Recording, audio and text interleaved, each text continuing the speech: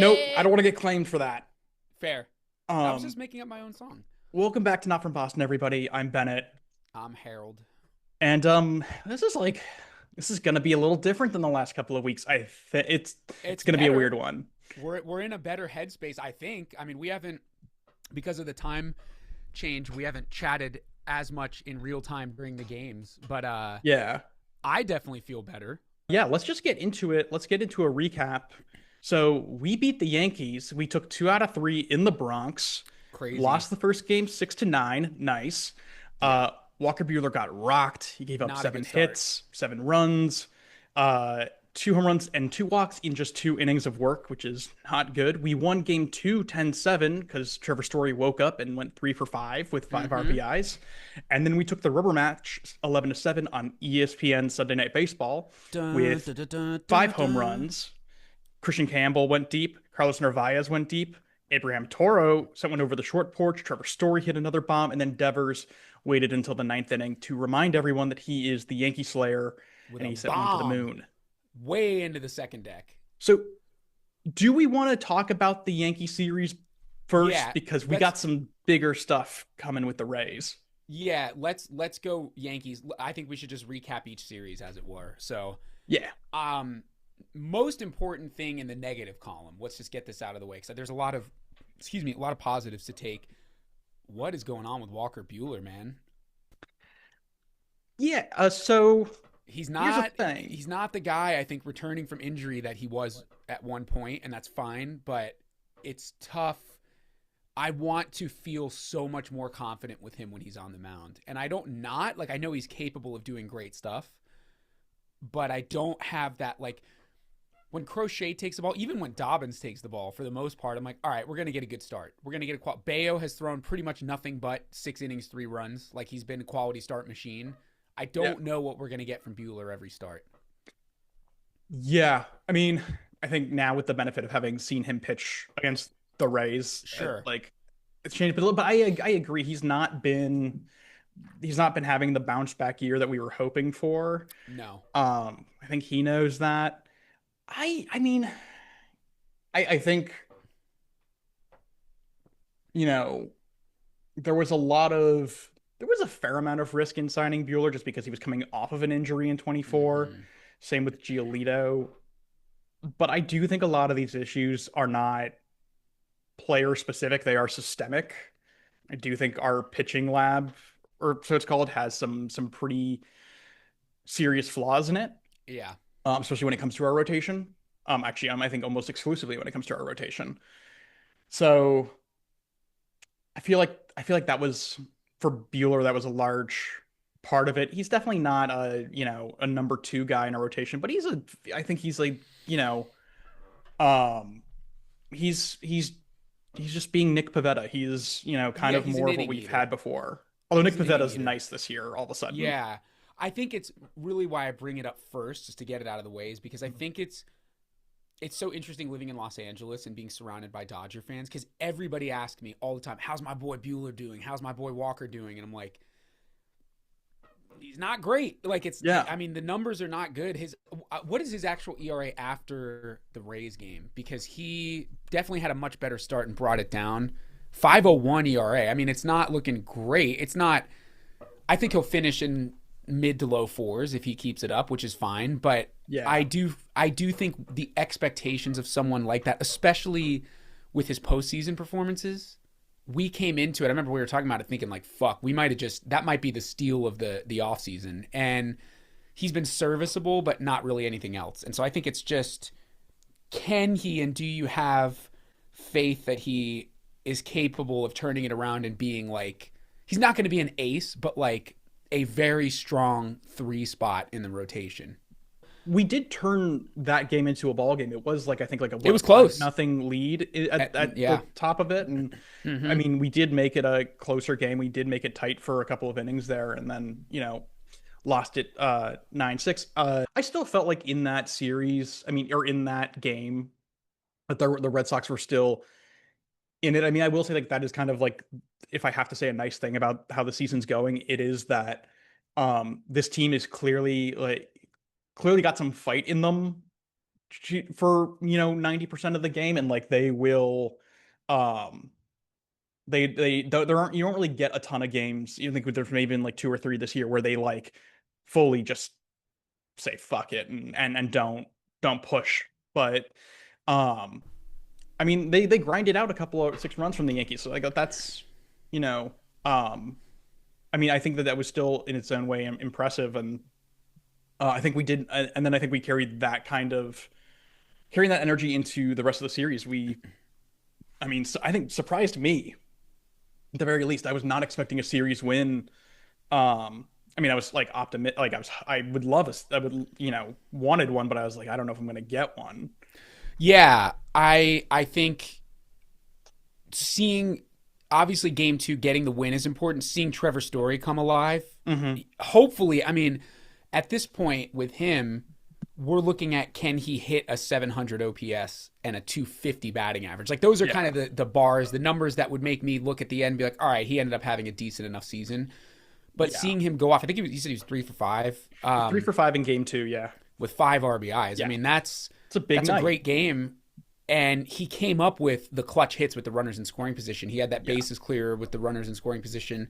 So, that's a huge sign of forward momentum. I certainly think, I was talking to my dad about this, I feel as though having these young guys on the team is going to give the veterans some motivation to play better. Not because I think they think their spot is at risk, but I just think it's inspiring in a way. Like, it definitely feels like since Meyer has come up, even though he's been in and out of the lineup, he's obviously been in the lineup. We'll talk about him in a bit. Yeah. For the Rays series, but he's been in and out of the lineup. But I think having him up, and that was pre-Anthony call-up, but I think having young guys that are capable is inspiring to the veterans who aren't playing well. And I have to give Trevor Story a lot of credit. His quotes about what he's been battling, like his slump, have been really good. He's like, yeah, I've been awful, and it's the worst, and I'm really, really working hard to get out of it. Like, he's not hanging his head and not showing up. A lot of these guys, dude, like we've seen so many MLB players like fucking throw in the towel, stop hustling. They fucking throw their helmet in the dugout. He's actually been a consummate professional the whole time. He's been playing the field at an elite level this entire time. He's mastered that short chop, Baltimore chop. He runs in and fields it with his glove and flips it. Like, he's made some amazing plays at short and kept us in ball games because of it. So it's great to see him go off offensively. And I think it's just winning the second game of the series was the first time, even if I was like, we might not win this series. That was one of the first times I had some remaining belief in the team. I was like, okay, they are capable of winning big games. They're not just going to show up here and get blown away and get swept. Yeah. I mean, it was definitely like, we showed, like, it's like, great. Like, we showed up against the Yankees. It's like, now you got to show up against whoever you're playing next. And it has to be every series now. And not just to beat the Yankees as much as I like beating the Yankees. You want to talk about Hunter Dobbins? Yeah, I have been throughout the season very impressed with him. I know he's had a couple not great starts, but he hasn't had any like blow ups, I don't think. I mean, no, but he had that quote before game 3. Oh my God. Like, if I'd retire before my Yankee, first of all, I was like, that's verbatim what Ken Griffey Jr. said. And yeah. You are, no offense, you are not Ken Griffey. You're not Ken Griffey Jr. But I was like, that's it's cool. If I know anything about being a Red Sox fan and about the universe, that's going to come back and bite you in the ass come game time. Yeah, but and then it did at first. I mean, Judge hitting that home run, I was like, I could have fucking told you that Judge was going to hit that home run. But then he still pitched really well. He still, he still got the win. He went 6 solid. It was still a good performance. And then the New York, sports media is still kind of obsessed with him, and ESPN wouldn't shut the fuck up about that quote. It was so annoying. Yeah, it's gonna make its rounds. The Red Sox, I swear, are the most like media team this year. Like everything, it's like the Devers shit. I don't know, but look, I'm a notorious smack talker when I play sports. Yeah, I'm really cool until you do some fucked up shit to my, like if I'm playing first base. And you come on, I'm like, what's up, bro? Hey, nice hit, way to hit it. And then we've played a couple teams in our league where like dudes will say some whack shit. Yo, I'm gonna fucking sit your ass down in the dugout, and then I'm not cool anymore. So I love a little smack talk. Yeah, I love a little dig. I'm fine with it as long as he doesn't go when the Yankees come to our place in a week and a half. No, and next like week? tomorrow. Oh, is it tomorrow? I thought it was Yeah, next yeah, yeah. weekend. It was Okay. Yankees Rays Yankees. Right. All right. Well, great. So if they show up at our house and he pitches and he gives up, which he will, he's going to pitch the last game of the series, I think. Yeah. So if he gives up a fucking 6 spot, then maybe don't say that. But Right. Yeah. Trash Talk looks really, really great when it works. But I'll never forget 2018 Aaron Judge playing New York, New York in the clubhouse, the Red Sox away clubhouse. And then they proceeded to get smacked. The game you went to, the Brock Holt cycle game. So, but I do like his game. I have to say, he's one of our more consistent guys. Like I said, he's had a couple starts that haven't been great, but he typically gets through 5 and gives up 2 or 3 runs. It's good to have someone that's going to be consistent. And he's a young guy. He's a rookie. Yeah. I wish I lost my train of thought. It's around here somewhere. But I know where I was gonna go with this, because Jazz Chisholm made a thing. He's like, I forget what he said. Something about smoke. It was dumb, but I don't think I laughed harder than when he's mic'd up on ESPN, which also I hate. Oh my gosh, shit. I hate that shit. Yeah, so much. In the middle of a game, yeah. And he's like, "Oh, watch this! Ground ball comes to third." I'm like, he's gonna throw that away, and he throws it far, far away. He just like it just goes sailing, and he's just like, "Ah, shit." Yeah, that was pretty funny. It was actually a good play. To be fair to him, it was a good play. No, great scoop. Scooping the ball. But he's also not a third baseman. I mean, we've seen it a few times now. He's a middle infielder. But I just need, like, or an he's outfielder. Just talking so much shit about, like, Devers not moving positions. He's like, I'll move positions. I don't care. It's good for the team. Oh, let me just throw this ball, like, into Jersey. Yeah. Yeah, that was funny as hell. I loved that. I do. I have, like, a weird soft spot for him. Yeah. Obviously, he's a Yankee, so, like, fuck him. But, he seems like an all right guy. He's funny. But anyway, let's talk about the rubber match game, the ESPN game, because obviously we scored 10 runs in the game before, but it felt like it was on the back of Trevor Story for the most part. Mm-hmm. How about the whole team just suddenly waking up in game 3 of that series? Christian Campbell with one of the sexiest in and out swings you're ever going to see. I love me a right field dude. He gave me the Manny Ramirez for a second, like a split second, but I love me a good inside out Oppo Taco home run, and obviously it's Yankee Stadium, but love to see that. And I have to say, we were texting about this a little bit. I messaged you this, but Abraham Toro is like going to be on the All-Star ballot. Like what the hell? That guy is playing out of his mind. I think he's been really, really good. I think it's been awesome. I don't know if I'd go full All-Star. If he keeps it up for the rest of the month, I would say he's not going to make the All-Star team. Goldschmidt's going to make the All-Star. Like, as a first baseman, he's not going to make it. But I'm just saying, like, he'll be a sneaky guy that gets, like, 30% of the votes. You're like, damn, he did pretty good. But yeah, I mean, I'm curious to see, like, I think he'll be on the roster. He'll probably be on the roster for the rest of the season. Yeah, I think so. Like, where, I mean, if he stays above 300 batting average, like, that's incredible. Like, that's a career year, and, like, it's the real thing. I think even if he, like, he finishes the season with, like, a 280, like, I think that's he's still had a great year. I think it's just a question to me of, like, this guy has never been an everyday guy. He's never been a starter. Right. So, can he play baseball as a starter? And once we get to, like, September, I feel like we'll have a better sense of, like, the answer to that question. Yeah. But I think I'm just looking at his numbers. Bro, he got a 928 OPS. Yeah.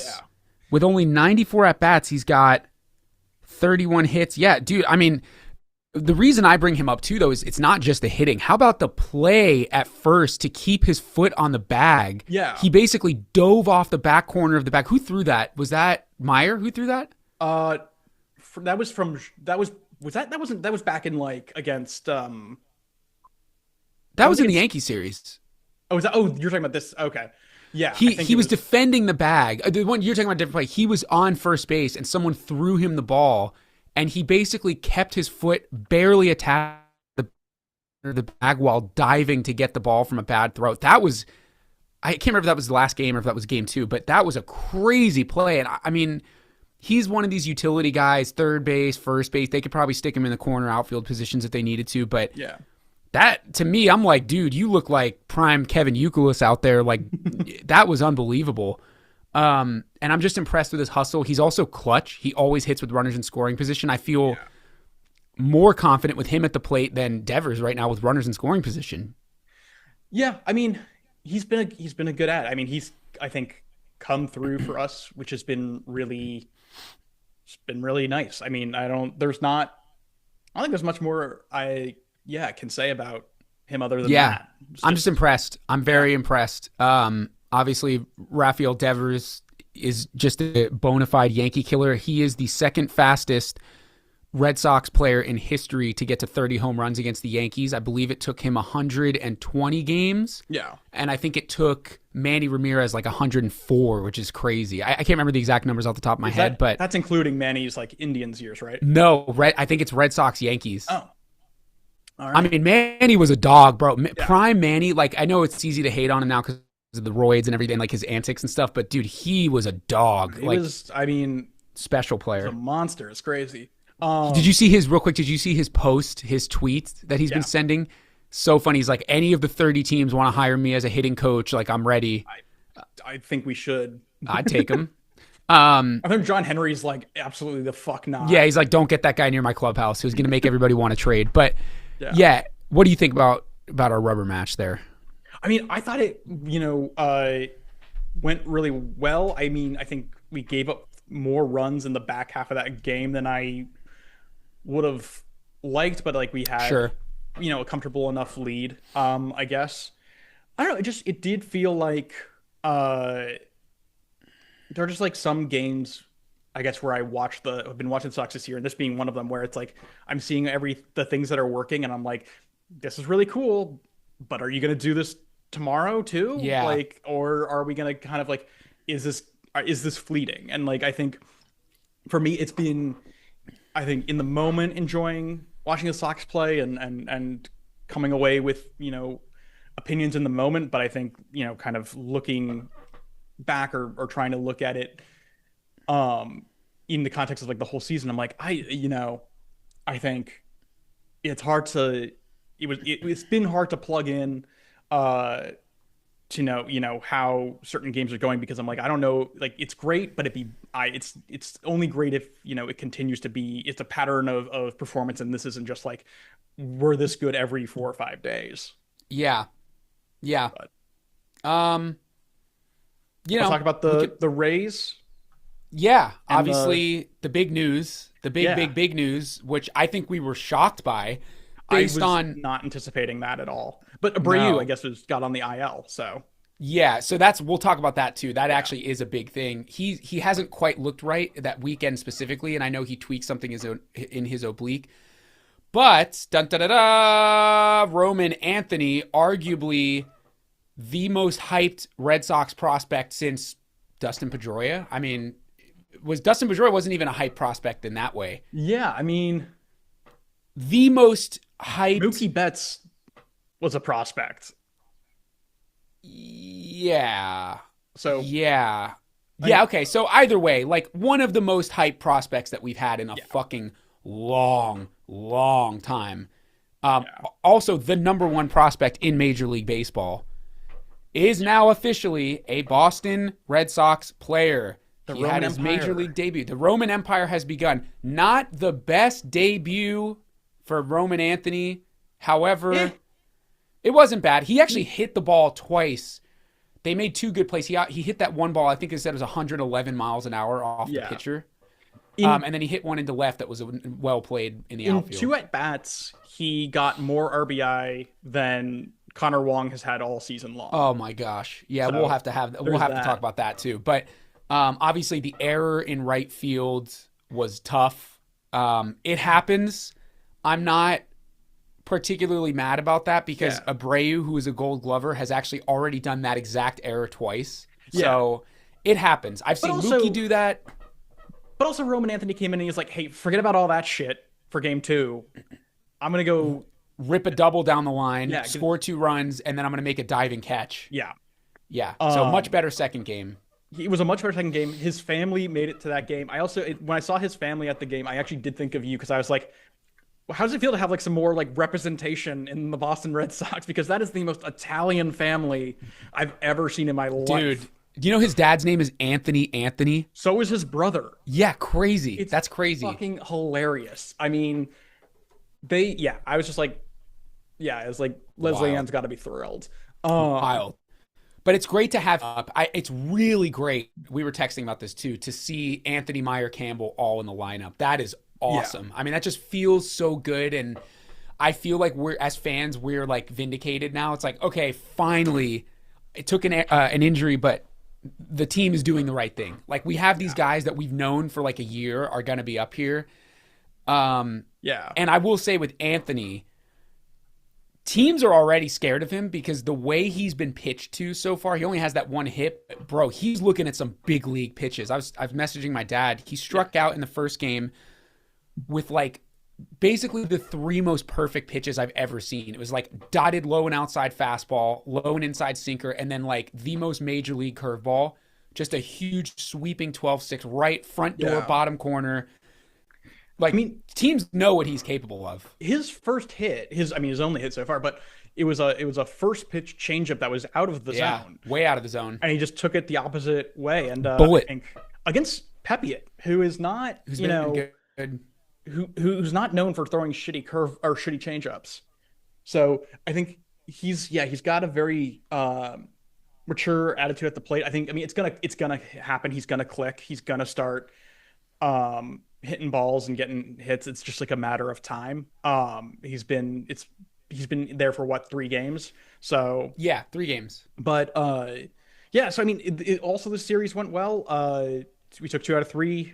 We lost the first game 10-8 in extras. Brian Bayo gave 6 1/3, and then Zach Kelly blew it in extras.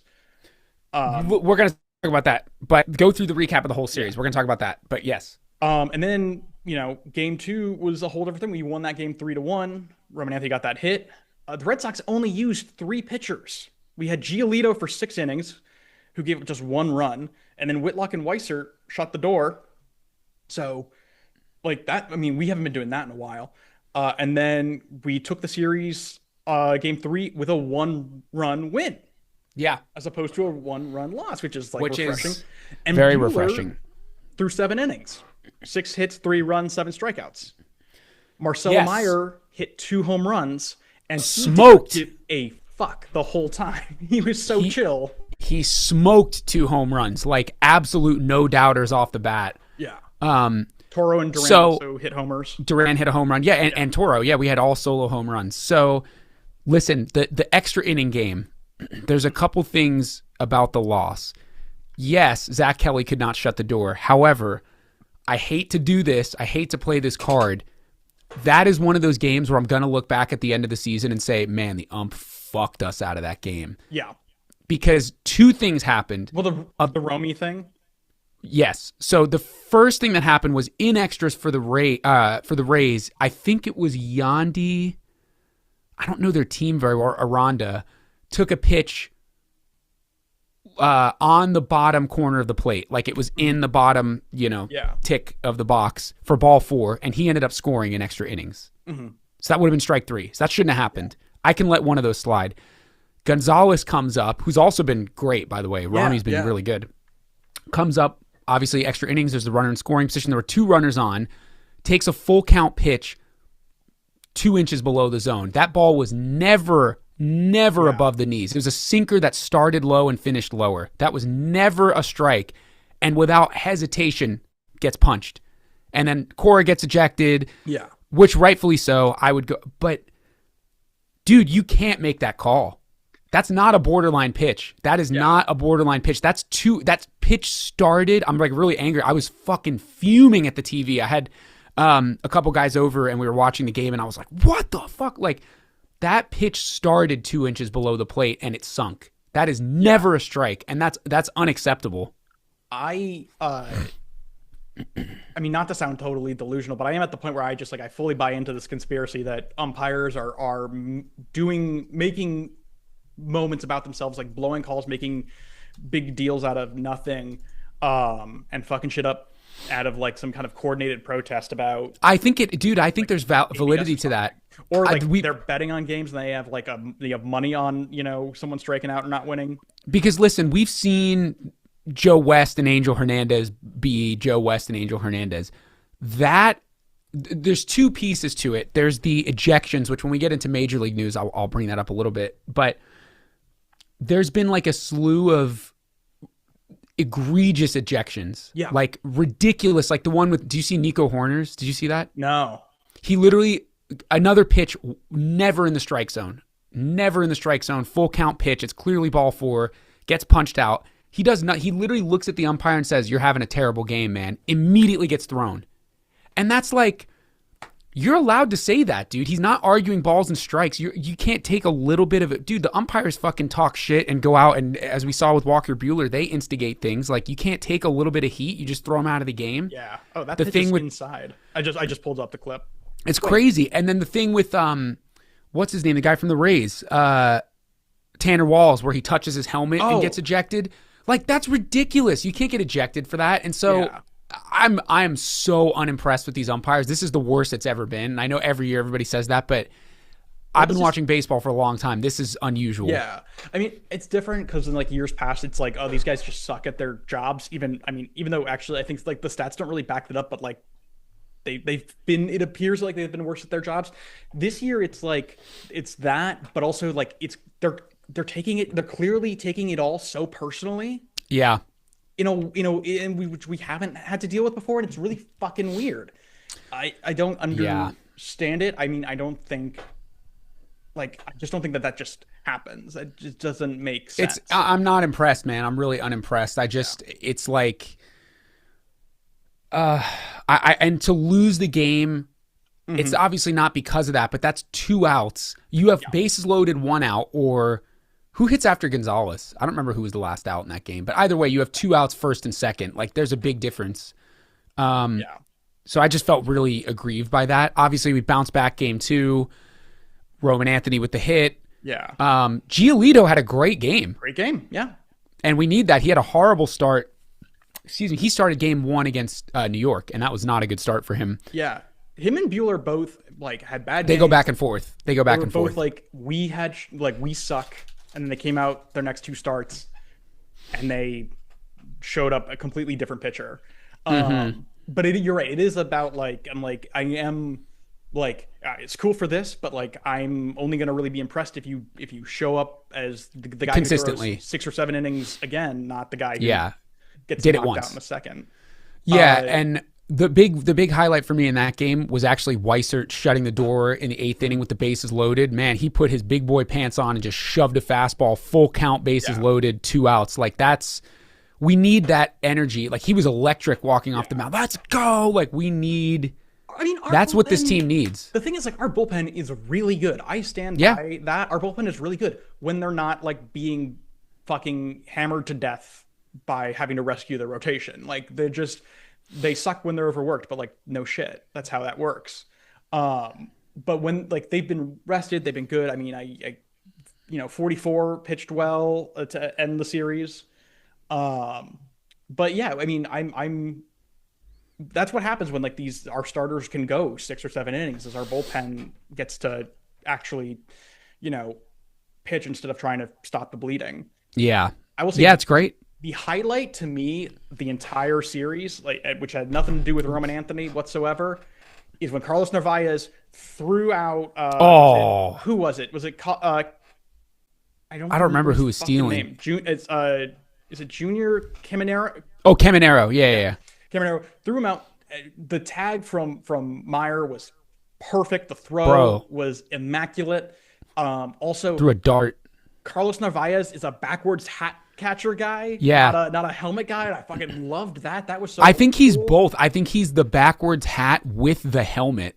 Like he wears the hockey helmet with a backwards hat under. That's pretty sick. Yeah, that's great. It's pretty. He's such a cool dude, and I'm like, thank you, Yankees, for that.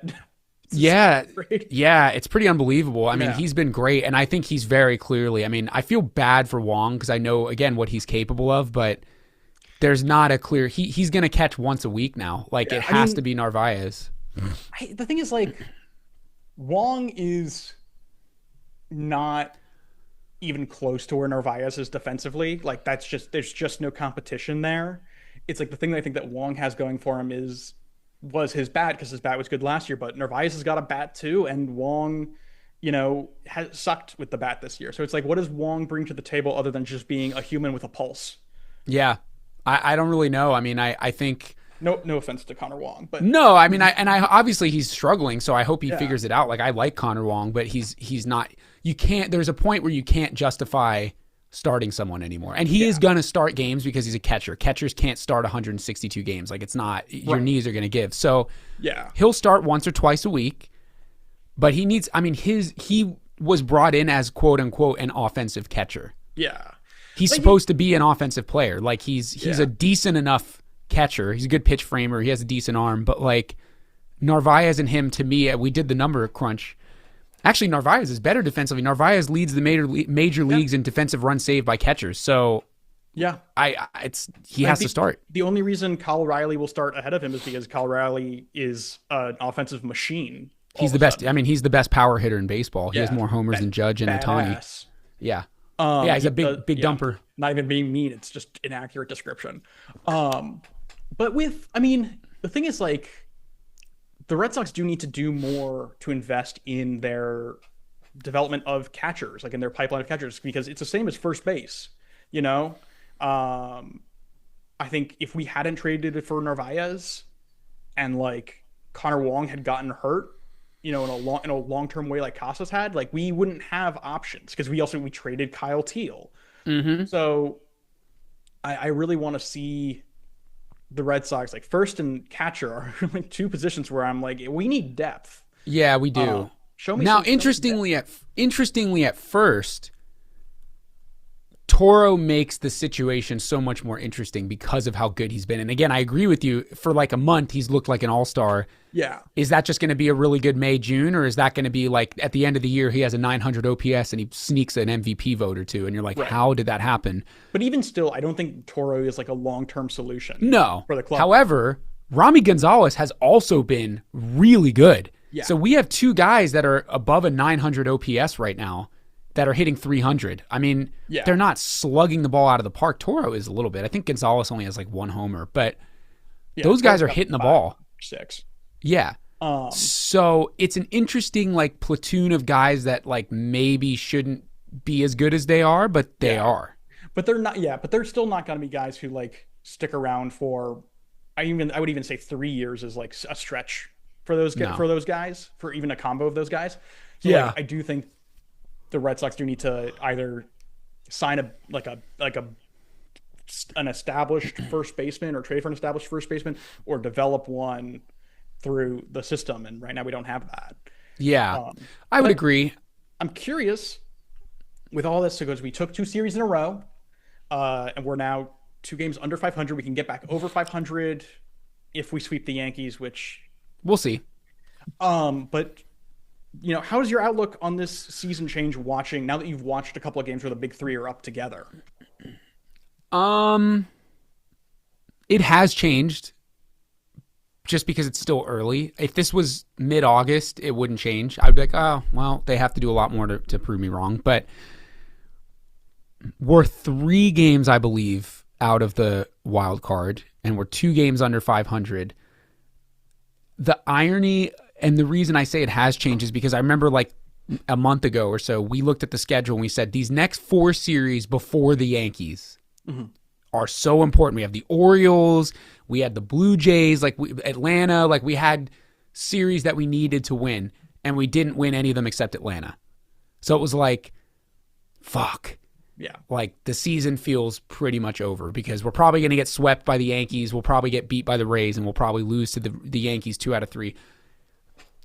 If they find a way to win this series at Fenway 2 out of 3, I'm going to have a very, very different outlook on the season because that knocks out 2 of the tougher teams that we're going to play this year. The Rays have been really good. They're a very good team. Yeah.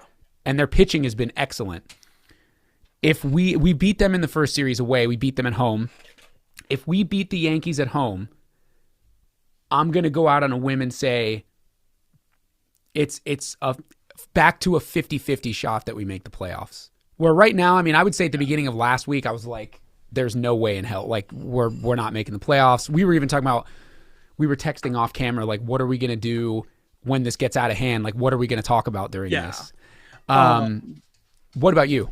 but so I think I'm I, I've like peaked, like it's piqued my interest, I've like raised my eyebrow, like, huh, okay, I'm Yeah, seeing things that I like. It did feel like with this that there were things were starting to click in the series with the Rays, where just like I really do think just Roman Anthony being there just changes it does the for dynamic sure. of this team. It The does. lineup is just so much deeper with him in it. Having him bat in the middle of the lineup, uh, it's just like it makes it so much. It feels, I mean, it feels much less like a minor league team, ironically. But I just felt like we started to see kind of the things that we were seeing, like the fact that we had a game where we only used three pitchers, the fact that like two of our starters went deeper than 5 innings. Marcelo Meyer demonstrated he had power. A lot of our guys are demonstrated they have power. Um, you know, those things all made me feel optimistic. We weren't like making we had a couple errors, but we weren't, playing like bullshit little league, baseball on the field. And then just like I think looking at uh what the last 2 weeks have been, I mean, we were all so out on Trevor Story, and you look And at he's his been last two better. weeks, and he's hitting 283 with a 522 slug and 849 Yeah. OPS. So I'm like, oh shit, is Trevor Story back? Like coming back? Christian Campbell, not as good. He's got But like he's a been better. He's been 250 better. average and a 726 OPS. I'm like, that's an improvement. Like, okay, cool. You're right about Toro and Gonzalez. Those guys are like great. Like those are like they're bench guys, but they're great bench guys. They're elite. Yeah. So it's like, okay, do all of those things continue? Do those trends continue in that direction that they're currently going? Because if so, then I'm like, this team might come back to life. I think offensively they do for sure. But we've highlighted it a few times, and so has every other Red Sox comment or content creator. The starting pitching is the big thing. Because here's the other thing about offense. These last few series, other than maybe the first game against New York, we've been in the fight from the beginning. Yeah. Like Dobbins had kind of a rough first inning. He gave up the home run to Judge, but we're not down like 6-0 in the third inning for any of these games. So when you feel like you have a fighting chance, there's sort of the White Sox effect to things where I was talking with my dad about Andrew Benintendi recently, how like he just didn't pan out to be what we thought. But you got to wonder how much of that is him being on basically just a non-competitive team. It's hard to fire yourself up. Like these guys live on testosterone. You know what I mean? It's like, let's fucking go. Like it's really hard to have that pumping through your veins when in the third inning you're down 8-0. So Right. if we have 3 or 4 guys that go out and pitch a competitive ball game, if Giolito keeps pulling it together, if Walker pulls it together, if we have Dobbins throwing well, Bayo's actually been really good. I think he's been solid. He's not amazing, but he's literally a quality start machine. He gets 6 innings, 3 runs almost every game. And obviously Crochet is Crochet. So if that happens, then yeah, I do think that the trend continues. If we put together 3 or 4 days of the week where we have really good starts from our starting pitchers, Yeah. it's what's interesting to me is we go through these phases, it seems like, where we strike out a lot.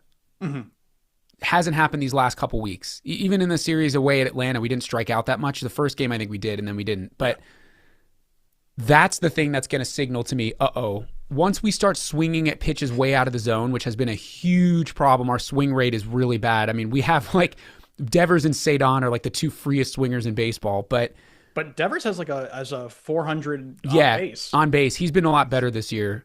And actually Cedon has been much better lately too. So, but that's what I mean. Can we keep this approach and continue to hit baseballs, not only because we're hitting the baseball, but because we're getting on base and have guys on? Yeah. I think we can. I think it comes from confidence. I think you're probably right about the Anthony and the Meyer effect. Like those guys coming up is a shot in the arm for the team. Story is kind of, in my view, the de facto clubhouse leader. And him performing well makes him more likely to be a leader. It's very hard to be in a leadership role when you're not playing well. Yeah. And so I think that's going to help. What I would say is it's a good period right now. Let's enjoy it. Let's just kind of let it play out. I think if we sneak, who's after the Yankees? Ooh, that's a great question. This was the one I had. These next few series are the ones that I had circled, but I don't remember who's after. Wait, where are we? We're in June. After the Yankees, it's the Mariners. We go to Seattle. See, like that's another good team.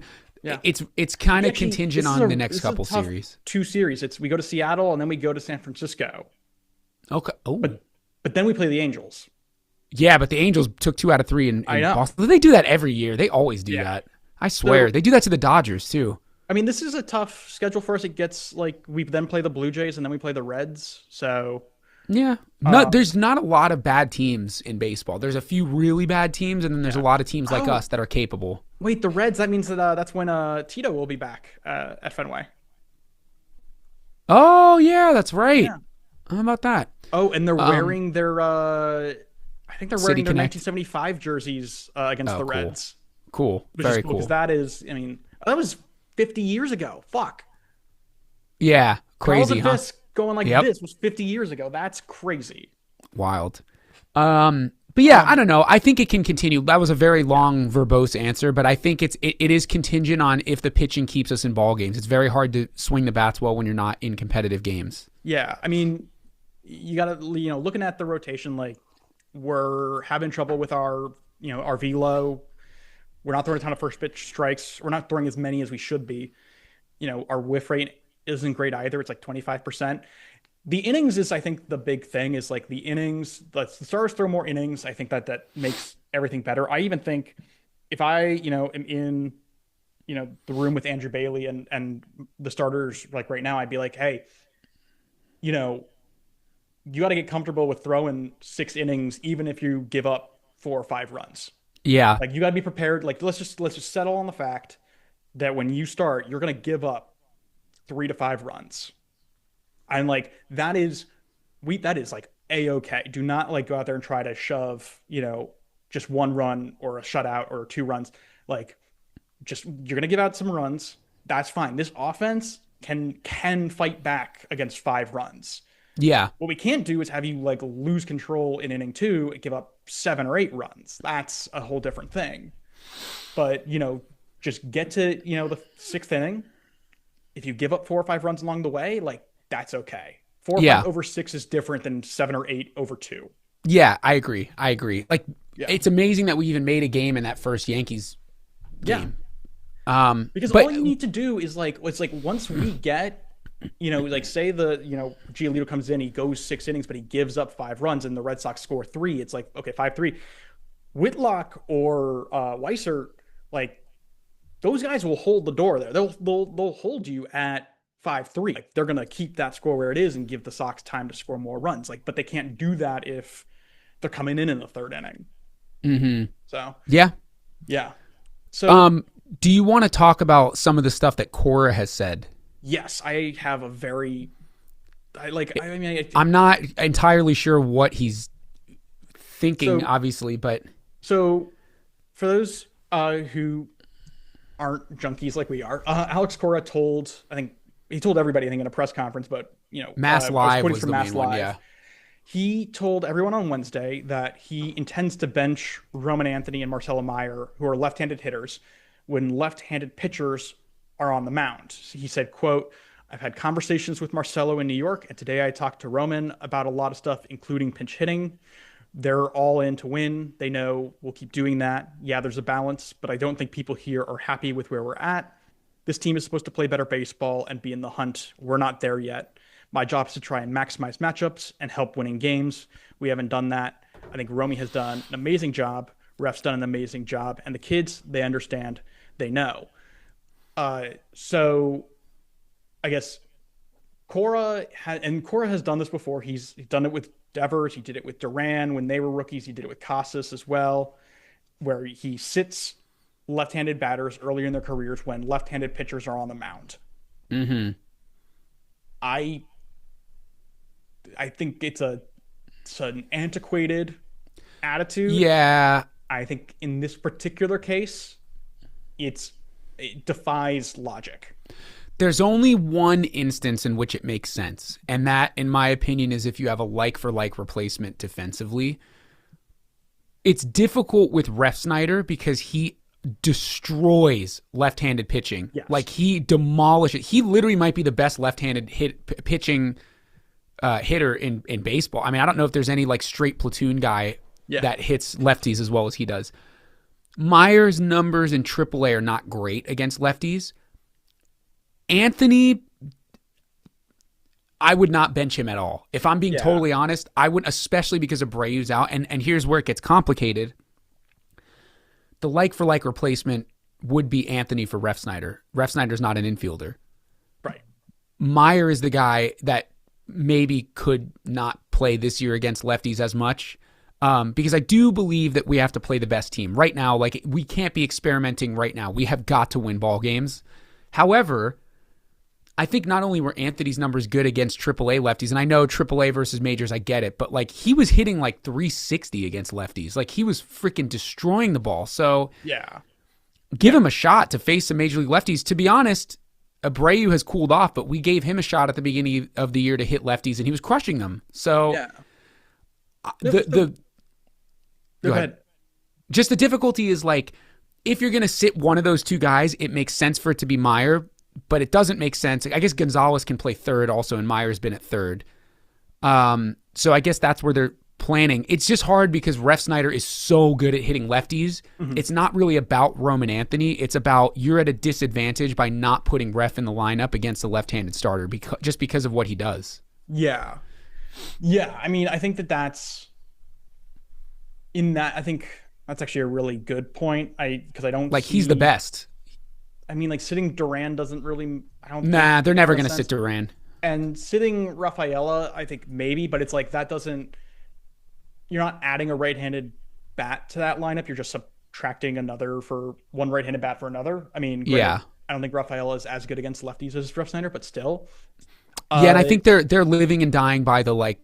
In my opinion, I have no idea, but they're living and dying by the like. Rafaela's defense is so good that we can't sit him. Like that seems to be their frame of mind, which I don't know. The way that I've always played baseball, there's no defense that is worth sacrificing an at bat. And Rafael has been productive. He's not the best hitter on the team, but he's productive. But like, if Anthony really starts tearing the cover off the ball, or if Abreu comes back, it's like I'm probably putting Abreu in instead of Rafaela. But there's also just like there's an element of this where I'm like, baseball is entertainment. Like we the fans, we are coming to see Roman Anthony. Like we are not coming to see. No offense to Rob Refsnyder, but like we aren't coming to see him. Mm-hmm. I think like it's just like it's weird because it kind of makes Roman Anthony. It either makes Roman Anthony look weak, which he isn't, or it makes the Red Sox look incompetent, which they might be. When you call up the number one prospect in baseball, you make a big deal out of it, and then you're like, oh, we're going to hide him when our biggest rival comes to town. And I don't really get that. But I also want to point out that like the Yankees come and here are their starters for the weekend. It's Ryan Yarbrough, Carlos Rodon, and Max Fried, who are all left-handed pitchers. Yeah. That means that for all 3 games of this Yankee series, we're not necessarily guaranteed to see Meyer or Anthony at all. I mean, I'm sure they'll pinch hit, but like that doesn't make a ton of sense to me. I understand that there's a big gap between left-handed pitching in AAA and the majors, because if you're, I think, a lefty who's worth anything, you will immediately get called up. So like the lefties in AAA aren't very good. Mm-hmm. But it's like, hey man, how do these guys get better at hitting left-handed pitching without hitting left-handed pitching? Right. And then that goes to the thing with Christian Campbell, which he also mentioned that he's considering sending Christian Campbell down. That would be something that's been floated. Yeah. I want to talk about that in a second when we talk about what Abreu coming back looks like, but that's the reason I bring that up though is because the answer that any front office executive would give you is, well, we got to just send him back down to AAA. That's where they work on left-handed pitching. Like, guys, you cannot keep these guys in AAA. Yeah, but also we just established that AAA lefties aren't good enough. That's what I'm saying. Like, it's like this is you've kind of dug yourself into a hole here because you're basically just saying like this is the way it's going to be. Yeah. My only thing, I agree with you about the business and everything, but if Refsnyder weren't such a potent left-handed crusher, that is what actually makes Cora's comments valid. Yeah. Like Ref is a bona fide destroyer of left-handed pitching. And I think that's we just have to field the team that wins games right now. If we get to August and we're 16, 17 games above 500. We're clearly getting in the playoffs. Then it's like, yeah, sure, great. Give them a few more at bats against lefties, work it out. But Yeah. Well, but here's the thing: is like I don't understand why we don't the game doesn't because like similarly like yeah you can pinch hit for Roman Anthony can pinch hit later in the game, but like that also goes kind of you know that logic goes both ways because like you could I don't see what the issue is with starting an outfield that is Russ Snyder, Duran, and Anthony, mm, and then you know uh the lefty comes Rodon or whoever comes off the mound and it's a close game and now you need a defensive upgrade in the outfield to hold that game close. yeah, That's a great time to sub out Ref Snyder for Rafaela. Like you're still addressing the team's needs, but like I think the Red Sox always do better when they score first. So I do think leveraging a lineup that is more likely to score early mm-hmm. makes more sense. And that lineup doesn't include Rafaela because he's always a late in the game runners in scoring position Yeah, guy. yeah. Ref Snyder brings more runs to the table early, and then you kind of sub in. So all I ask is that we just play on paper for right now the most competitive offensive team. That's all I ask for. Like, if Ref Snyder's going to do lefties, keep playing him until he stops. You know what I mean? Mm-hmm. I think Yeah, that's it. We got to win ball games. I guess like I think it's very strange and like counter to I think what we've been told or what the attitude's been where it's like, oh, we're not calling up these guys unless they're everyday players. Um, but like they're not everyday players if they have to sit whenever there's a left-handed pitcher. Right. And I went back and I did look at Devers and Duran to see like year by year what they got against how much time they got against left-handed pitching. And Devers got like 57 plate appearances in 2017 and then, worked his way up to 250 in 2021. Mm-hmm. And Duran kind of similar, like, he had 49 plate appearances in 2023 and then 230 last year. So Right. like it is a thing, but I'm like, I don't know if like waiting 2 or 3 years for them to earn at bats against left-handed pitching is the right move with Marcelo Meyer and Roman Anthony, especially if like we're trying to win. Also, like, it's worth saying, like in the past, I mean, not in the 2020s, um, but with Devers at least, it's like, okay, that was your approach with Rafael Devers, but that was also 2017, 2018 when we were disgustingly good, when we were winning a World Series good, and we had the depth of talent to not miss a rookie like Devers when he, wasn't in the lineup. That's not the case here. Like we're not on the precipice of winning a World Series. We aren't on, we don't have a depth of talent to kind of fully cover our bases, I think, in the way that we did in 2018 with Devers. I'm more of the mindset of like, let the kids play. Like, let's do what Yeah. the 2024 Tigers did. Like, let the new kids play. And if we get hot, we make the playoffs, like, then that's even better. But like, I just, this feels like, this just feels like we're overthinking it. Yeah, that's where I was kind of, my final point was like, I don't think that much thought needs to go into it. I honestly just think, see who's hitting well in batting practice, put them in the fucking lineup. Like, Yeah. I just think we need to win games. That is really all that matters right now. And sometimes it's deeper than that, but right now, like, we're still below 500. Yeah. Anyway, I think ultimately, as we've said, these are champagne problems to have. It's a good problem to be like, which one of these elite batters do we have to play in the game? I'm not sold on this comment made about Christian Campbell.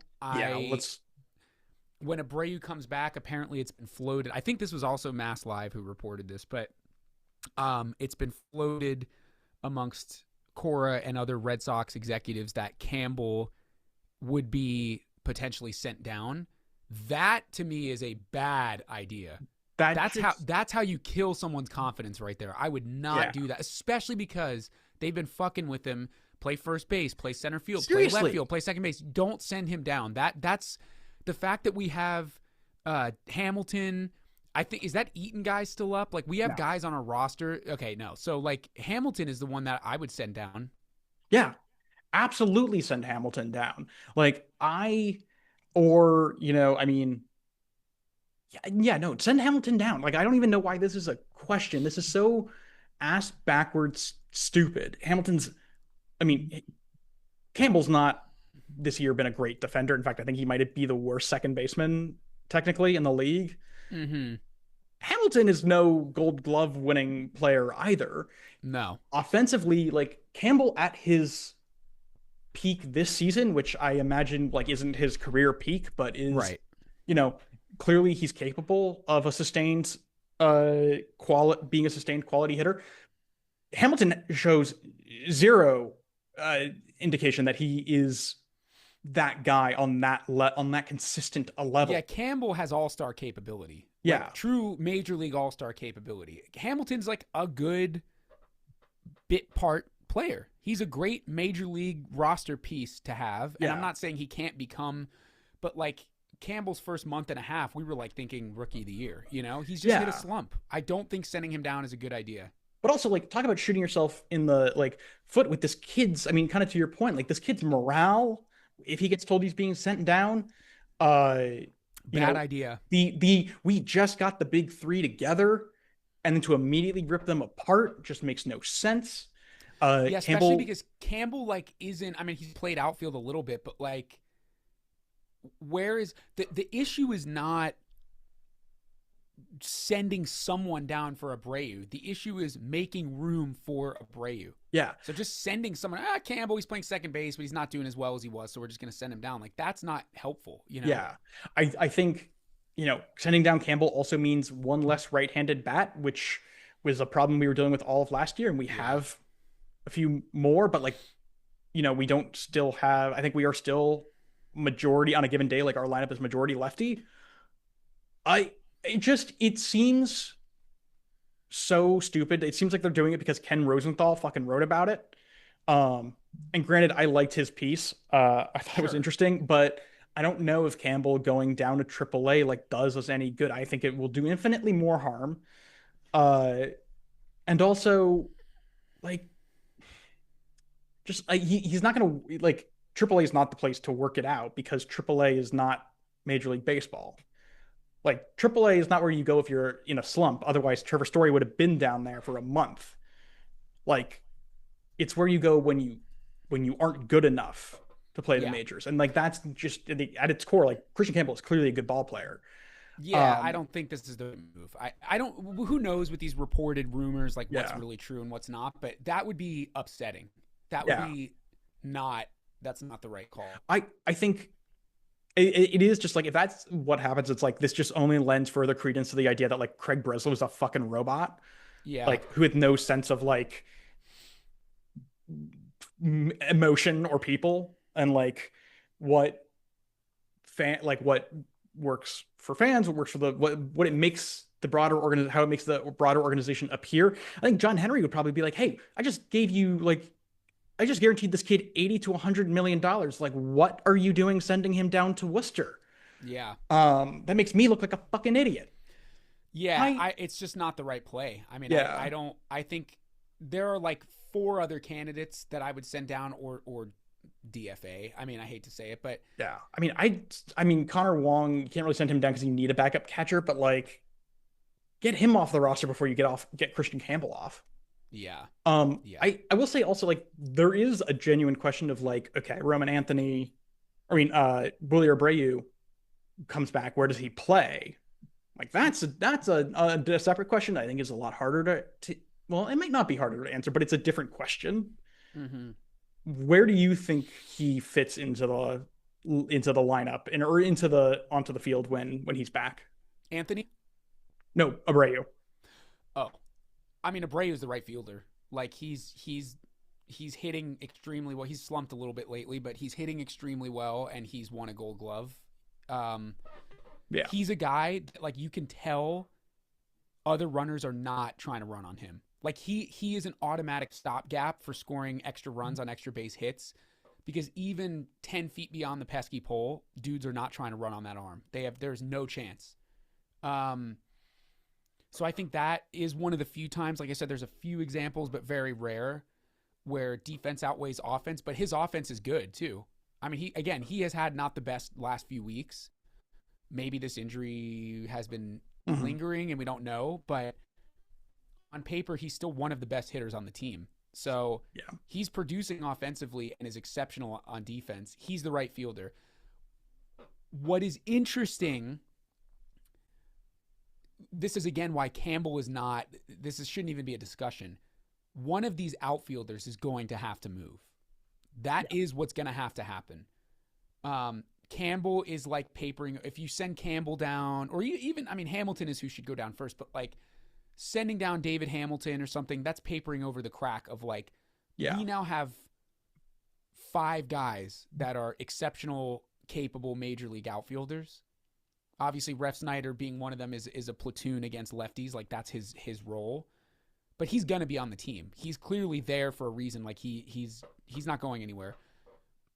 Duran, Rafaela, Abreu, Anthony, those are all guys that are starting outfielders. So one of them, in my opinion, is gonna get traded or is gonna have to settle with like not playing a lot.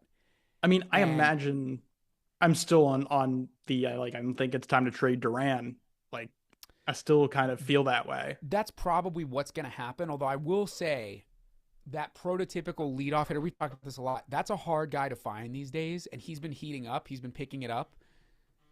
It's a scary prospect when you have a dude that gets on base and is going to second and potentially third. Mm-hmm. And I don't think that Rafaela's offensive production is good enough for him to be on base that frequently. Yeah. To me, it's most likely what's going to happen. Duran is going to get traded. I think we're probably going to see that regardless of if we go on a huge run and get to the playoffs. Like we probably won't see Duran on the team at the end of the year. Yeah. Weirdly, though, my inclination, if I were in charge and I could do what I wanted to do, I think it's Duran in center or Anthony in center, the other one in left, Abreu in right. That's Yeah. field. Yeah. That's my field. I don't think Rafaela. He's been better. He's had a couple clutch hits. He had that weird like Fenway walk off home run. But 308 he's the feet. least. Yeah, he's the least productive of the three, and the other guys are not. I mean, Anthony, we'll see, but Abreu and Dan are not schmucks on defense by any stretch of the imagination. That's not a Yeah. huge step down defensively. So, we saw it for so many years with Jackie Bradley Jr. He had one really good offensive season and then not 8 with the Red Sox, non-competitive offensive seasons for really good defense. And we won a World Series with it, but at a certain point, you kind of look at some of those years we crapped out in the playoffs or didn't quite make it. Like, was it worth it? I don't know. Mm.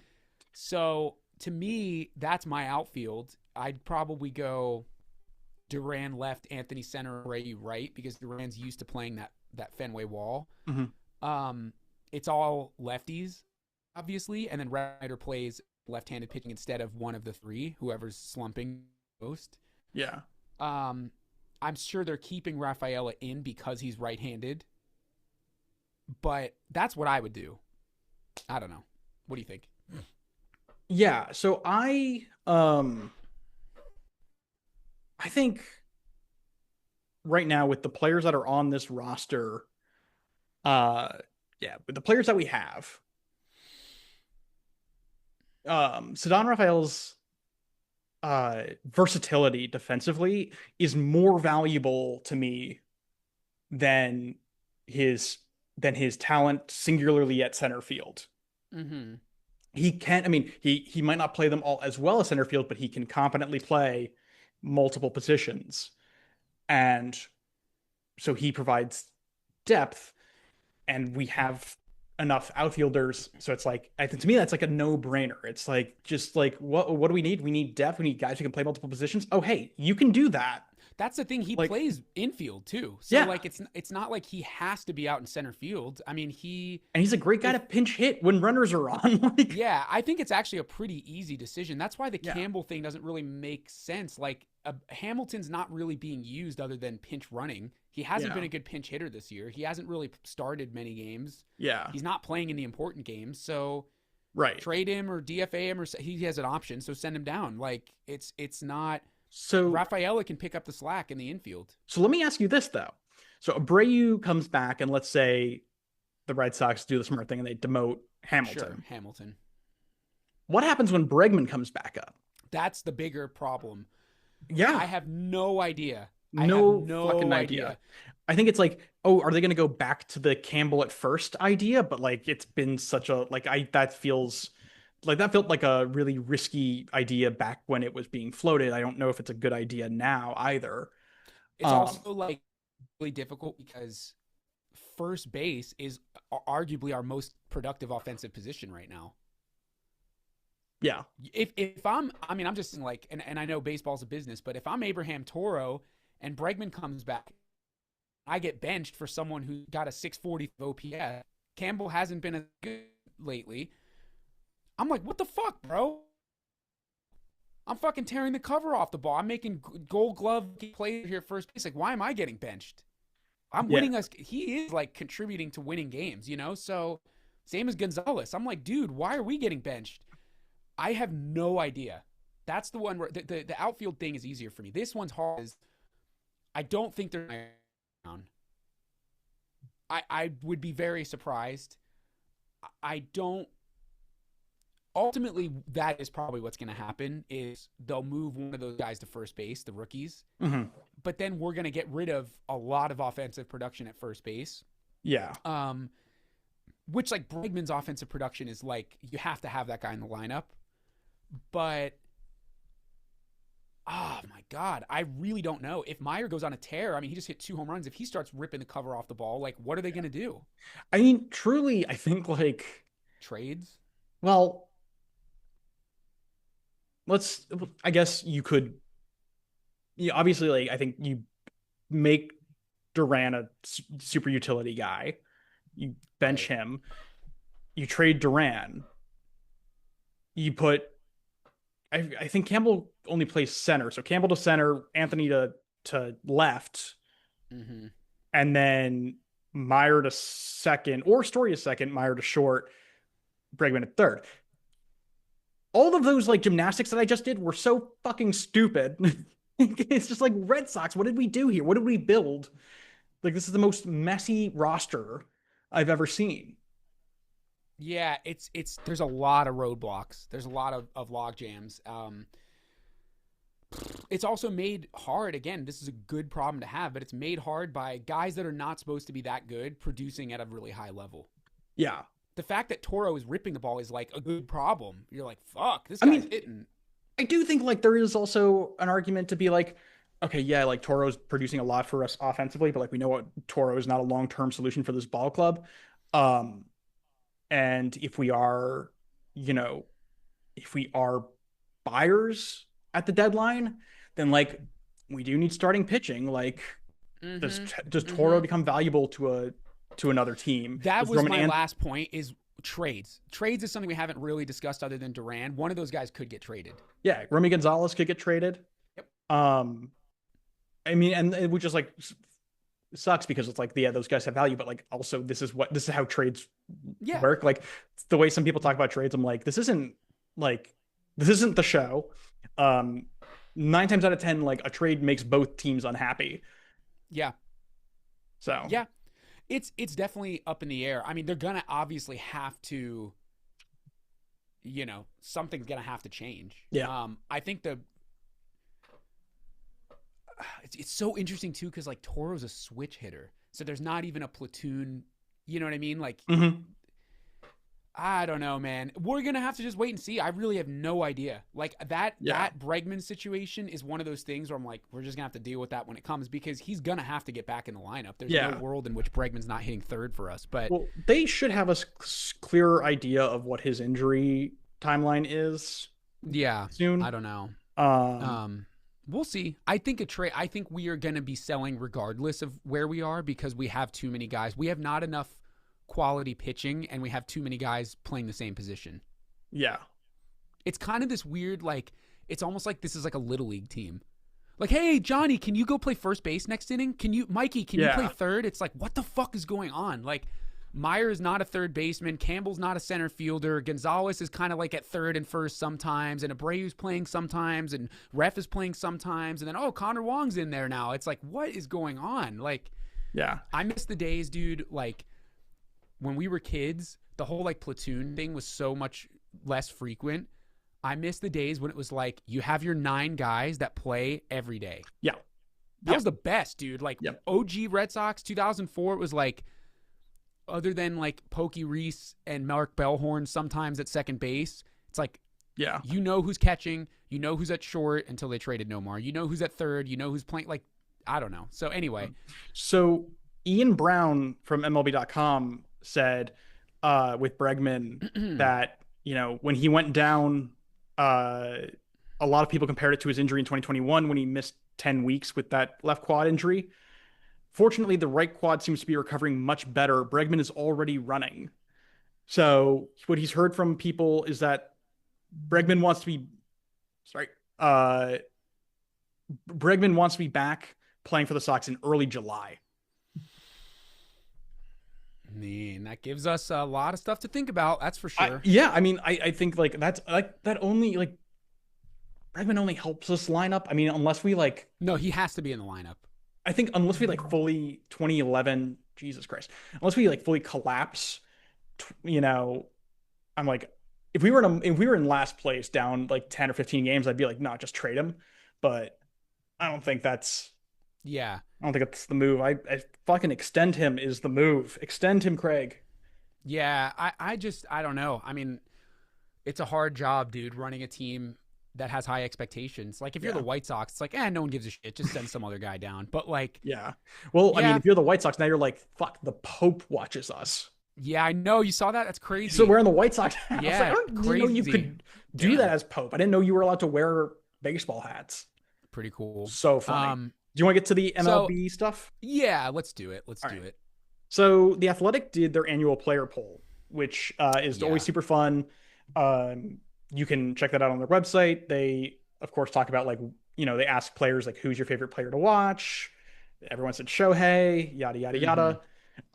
What I found really interesting was the section they did on sports betting. Yes. So they asked 133 players if legalized sports betting had changed how fans treat them and their teammates, and 78% said yes, which is not shocking. And also, like, that doesn't mean necessarily that they feel like it's changed the sport for the better or the worse. Yeah.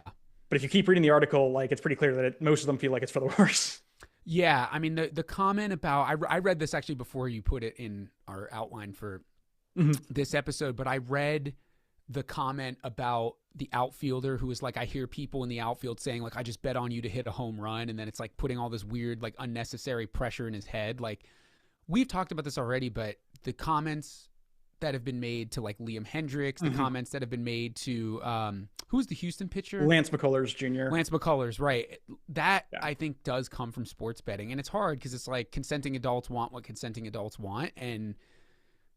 But that's a tough one for me to wrap my head around. I mean, I've put bets down on sports before. I don't do it really frequently at all. I haven't done it in a long time, but it's concerning. I mean, this is concerning. Like, it's becoming this, like, this guy is the reason why I didn't pay my bills this week. And it's like, well, no, you are, because you are stupid and you bet your money on shit. You bet money that you couldn't afford to bet. But yeah, I don't know. What do you think of all this? I mean, I've been very clear about how I feel about sports betting. I did a whole interview with Jonathan Cohen, who wrote this book called Losing Bet, about our sports gambling problem in this country. And you're all welcome to go back to that episode and check it out.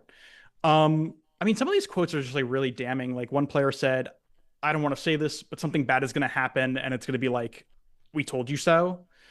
That quote from that outfielder is also pretty bad. Yeah. You just, like...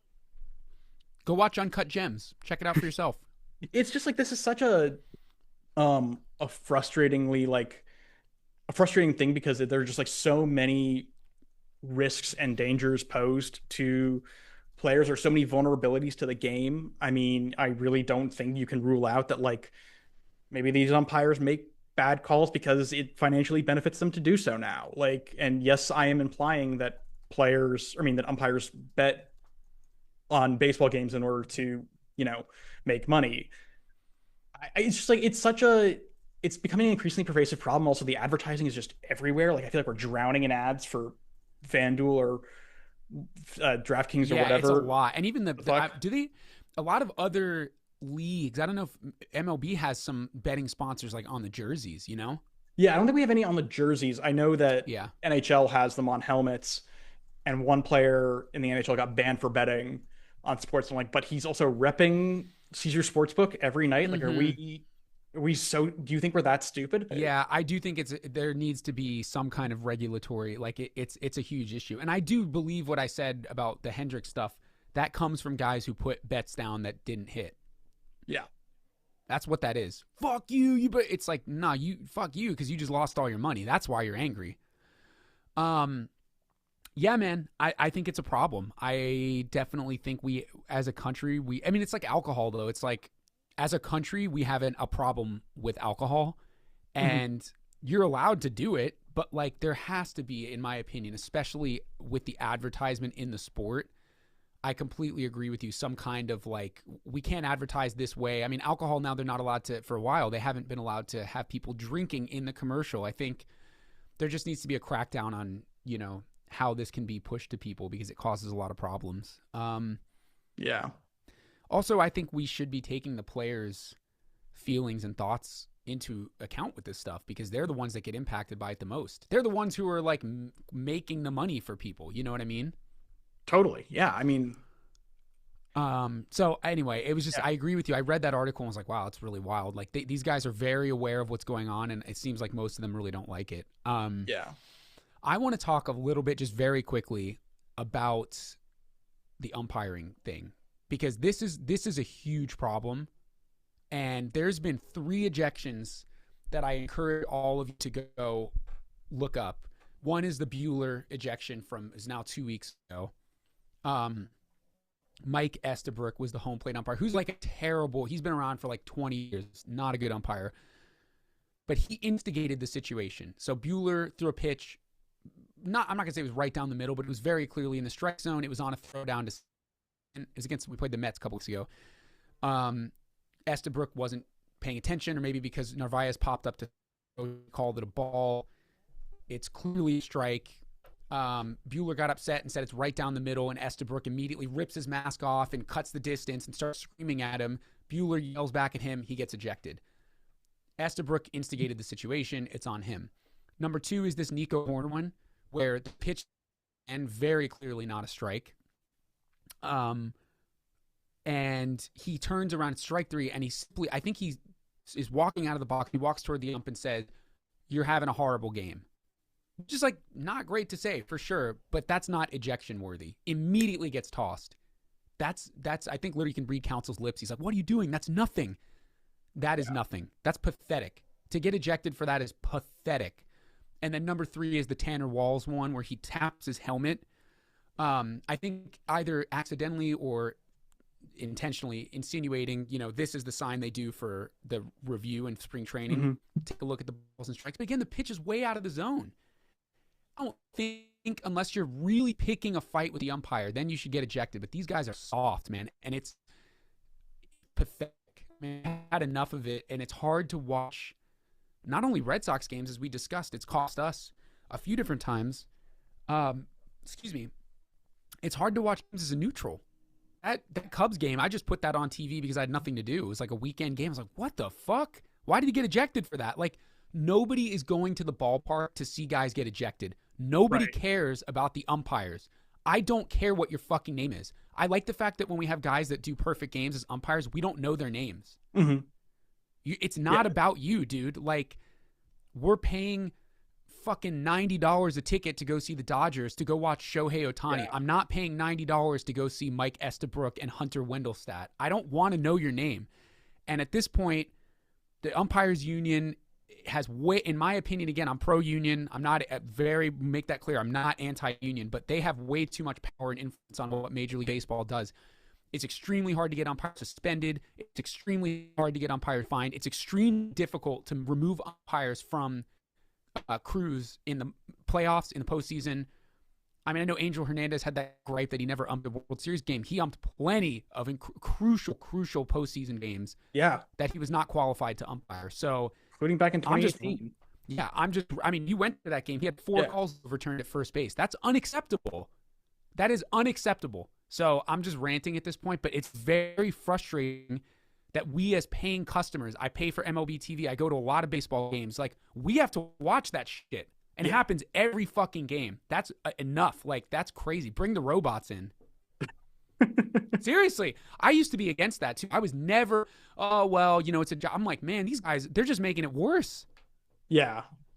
Anyway, I don't know what you think about that. That's just my one MLB overall point. I was infuriated with the Nico Horner one. That's just unacceptable. Yeah. I mean, listen, you're not saying anything that I don't agree with. There's nothing really more that I can add to that. Do you want to count that as your thorn? Yeah, I was gonna say it anyway. Let's do Rose and Thorn. That's my thorn. Like that was gonna be anyway. I'm just so upset by it. And you know, when I play in my men's league, we have shitty umpires, but they're getting paid like $40 or whatever. It's like, all right, I get it. But dude, these guys make good salaries, and these guys are like, I'm pretty sure they have pensions. Like, they have a good situation. You better fucking get it together, man. Because this is not okay. I totally agree. Let's see. Let's see. For my, do you want to do your Rose as well?